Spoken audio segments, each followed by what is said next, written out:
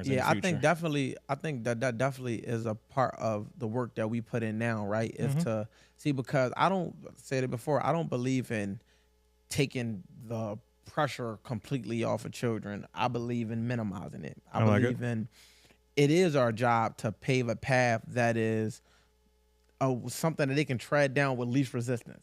So it's not supposed to be no resistance. It should just be least resistance. So what I will probably put incentives in some type of trust or something that says my kids have to maintain XYZ to access this capital, or they pay their shit back themselves, because you want to teach them accountability, and you don't want them to think that mommy and daddy just gonna take care of it. Now, you don't gotta force them to struggle to where they getting kicked out because you ain't paying it, but you want it to be some type of incentive to where they understand that your performance determines your outcome, and your outcome determines your success. You follow what I'm saying? It all starts with like what you put into something. So if they feel like, oh, well, dad made sure I can go anywhere in the world, it's just almost like an entitled thing. And I feel like we really, as parents, you know what I'm saying, we always big on, oh, I don't want my kids to experience what I experienced. But for me, that's like, but you can't say you love who you are, but you hate what you had to go through to become who you are. How do you become you if not for those experiences? Now, I'm not saying intentionally put your kids through trauma, because that's insane. But to say that, oh, they got to see Brazil at 3 because I didn't see it till 40. If you rich and you got it like that, I mean, by all means, that probably won't be their last time. But to break the bank for them to be able to experience something like that, I'm not really a big proponent of, because I just think that kids should experience life the way their life should be experienced, based on what you can do, not what you force. So it's like, what I mean by that is, I'm not going to force them to have an easy life and make my life hard, but I will put in hard work to see to it that their life is easier than my life was. But I still want them to have real life experiences. I want them to go through shit so they can grow through shit. If you think that they just going to go through shit or not go through shit and know stuff and have wisdom, and it's like, how? Now you wonder why they 26 and can't come up with a solution without calling your phone, because they didn't have to do it coming up. But if you really allow them to go in situations that force them to be critical thinkers, you know, then they become better. So sometimes having to come up with money for college might actually make them appreciate college, versus them feeling like, you know what, my dad paid for it, I'm about to just smoke and play 2K. Like, Yeah. you know what I'm saying? No, everything you said is facts for sure. But the funny part, I feel like the average situation is most kids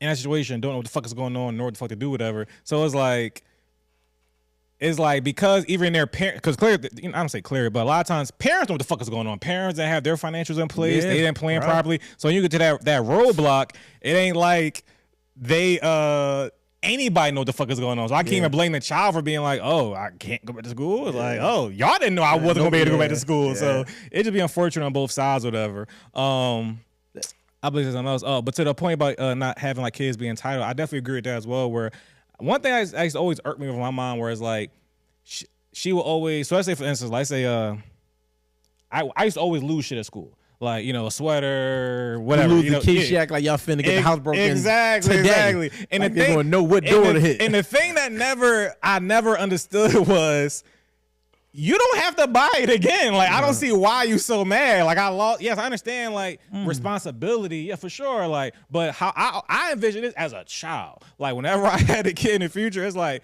okay, cool. You lost something. You know, like, we gonna have a talk to make sure you're not irresponsible. We're gonna try to fix this. But the lesson is will be like, it is now lost. There be no replacement of it. Oh, my favorite jacket, Daddy. Oh, I guess it is now lost. So, I don't even get, like, I'm not about to be mad about it. I'm not about to chastise you and beat you. It's like, no, you lost your jacket. Okay, trying to do it again. We're gonna have a conversation, but it's gone now. So. Yeah, no, I can see that being effective, because at the end of the day, it is going. I think the anger. My mom would do all that shit and then buy it again. And say, nah, I told you. It's like I think that's why I say I think that the anger be coming from the fact that they looking at the loss of money because they plan on replacing it. Money, But if you don't plan on replacing it, it's just like, because I'm heavy on that's on you, because that's the only way you're gonna learn. Like if you lose, like my oldest brother, we lose our key, we locked out. Like that's just what it is. Like, yo, this boy, one time we tried to be slick. We found an alternative way to get in the crib because we knew his schedule like the back of our hand. Every day by 2:30, he was in the shower. Every day by like 2:50, he was out the door, like starting his day. Like that was that. We get out. I don't know. Now it might be 3:30 because I feel like we got out at 3:09. So it might have been after that. So I just know if you stall a little that's a bit. quick ass window, Yeah. 2:30 to 2:50. No, because he in and out. Like he get in the Gotcha. shower. Like so the shower might start at 2:15. I just know if you walk in at that time, he's in the shower, and by Right. 20 minutes later, he's out the door. So we started to, once we lost our key, one door, if I lose mine, I know like, all right, I gotta wait for my brother to get home because he got his, because the two of us, we a year apart. But if he lose his, now we fucked. So we be slick, I won't say how we was getting in the crib, but we found a way. Well, you know that this motherfucker was waiting for us at the one time we got in there, he just standing there, pluck us both in the forehead. Bop, bop. Come on. Mind you, it's snow outside. Take your shoes off. Stand us in the backyard because ain't want none of the neighbors to see us in the snow with no shoes on for like 15 minutes. This boy had the most crucial, gruesomest punishments, holding up paint cans, like anything like that. So I say all that to say it was like it made us more responsible AKA because diabolical. it was diabolical. You know what I mean? Like, and I'm taller than him now, so it's like I be thinking like. But all in all, it's like in a nutshell, I say all that to say, I think that it did teach us responsibility or whatever. That wasn't my original point, but I landed here. It taught us responsibility because it made us feel like it was consequences behind, losing our stuff versus. Whereas though my mom might curse us out, you get your ass beat, but you get it back. So it's like, all right, now you get privy to the punishment. You're like, all right, well, I'm gonna get my ass beat and I'm gonna get it again. So you're not respecting it. But when you ain't even gotta beat their ass. You just tell them that's on you, and they like, so you mean I'm not getting another AirPods? No. You mean I'm not getting another Apple Watch? No. You mean you're not gonna get my phone screen fixed? No. Like, no, I will not be getting that shit fixed. No, you broke it. So now next time when they get it, they know to cherish it. Yeah, my mom, she took my little cousin out one time recently. He had, the Hydro Flask and the steamer cups. They be all the big thing now, whatever. So she had took him somewhere, and she like, make sure you grab your Hydro Flask before we leave here. Nigga ain't grab it, whatever. So he in the car, and she like, wait, where your Hydro Flask at? He's like, I don't know.